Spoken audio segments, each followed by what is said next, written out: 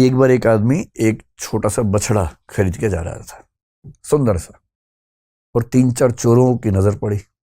उनका मन हुआ कि काश ये बछड़ा हमें मिल जाए, सस्ता मिल जाए, आधे दाम पे या उससे कम पे मिल जाए, तो क्या करें। तो उन्होंने एक साजिश की। बारी बारी वो उस व्यक्ति से रास्ते में मिले। पहले एक व्यक्ति मिला एकदम सीरियस चेहरा बना के।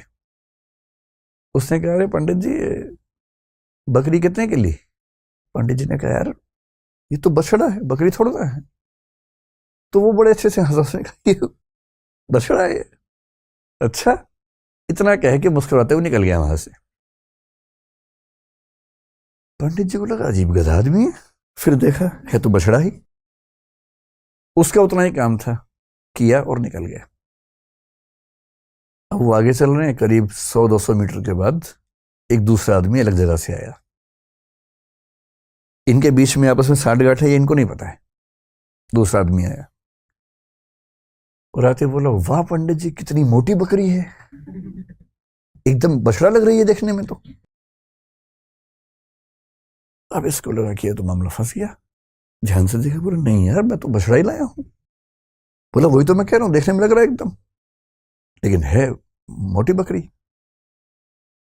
ये कह के वो भी निकल गया।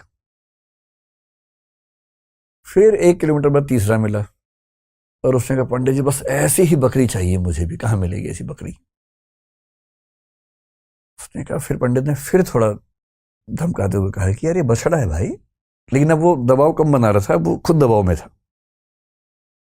तो वो भी ठहाका मार के ऐसा बोला, बछड़ा ऐसा होता है, अच्छा, ये करके चला गया। और फिर चौथा आदमी जो असली था उनका मास्टरमाइंड, चीफ कॉन्स्पिरेटर, फिर वो आया पैसे गिनते हुए। उसने कहा, अरे अरे अरे, ऐसा ही बकरा चाहिए, ऐसी बकरी चाहिए, कितने की मिलेगी, कितने की मिलेगी?